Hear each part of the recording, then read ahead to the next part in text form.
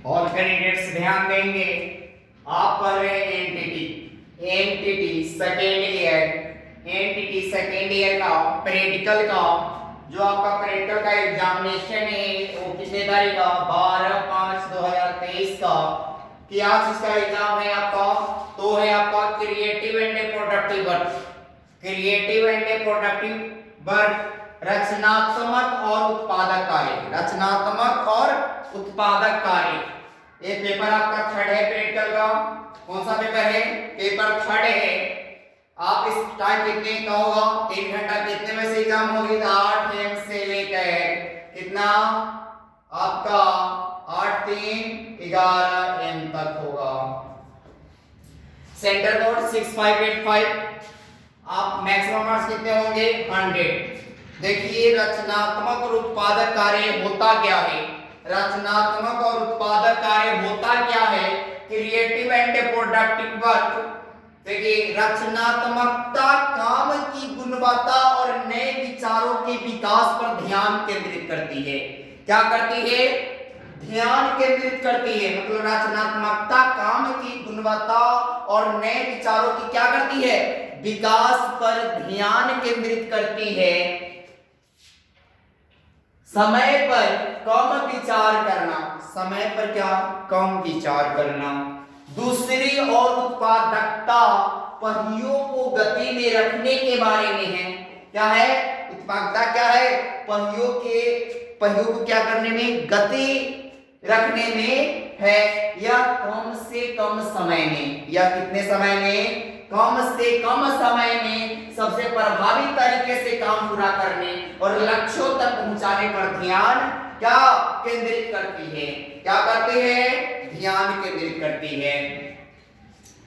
जब आप एक रचनात्मक मानसिकता के साथ कार्यों और चुनौतियों का सामना करने में, क्या करने में, सामना करने में सक्षम होते हैं, तो आप व्यस्त और केंद्रित रहते हैं। क्या रहते हैं, व्यस्त और केंद्रित रहते हैं कि अधिक संभावना रखते हैं। क्या रखते हैं, मतलब व्यस्त और केंद्रित रहने की क्या करते हैं, अधिक संभावना रखते हैं, जिससे उत्पादकता में वृद्धि होती है। जैसे भी क्या होती है, उत्पादकता में क्या होती है, वृद्धि होती है। रचनात्मकता आपको काम करने के अधिक कुशल और प्रभावी तरीके खोजने में भी मदद कर सकती है।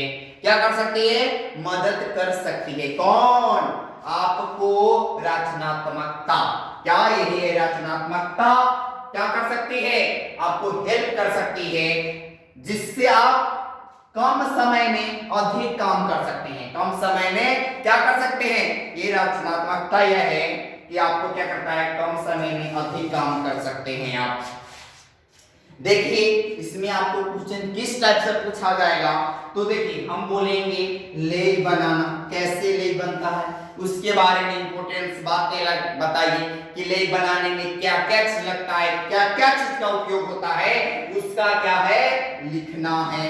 अब देखिए दूसरा पॉइंट है गोंद बनाना, गोंद हम कैसे बनाएंगे उसके बारे में लिखना होगा। तीसरा है गोंद तैयार करने की विधि, गोंद क्या तैयार करने की विधि।